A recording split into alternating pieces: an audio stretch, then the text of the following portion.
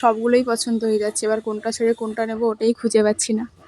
তো তারপরে এই দেখো এখানে কত সুন্দর ফুল আর্টিফিশিয়াল, এই ঘরের ডেকোরেশন করার জন্য কত সুন্দর ফুল উঠেছে দেখো তোমরা।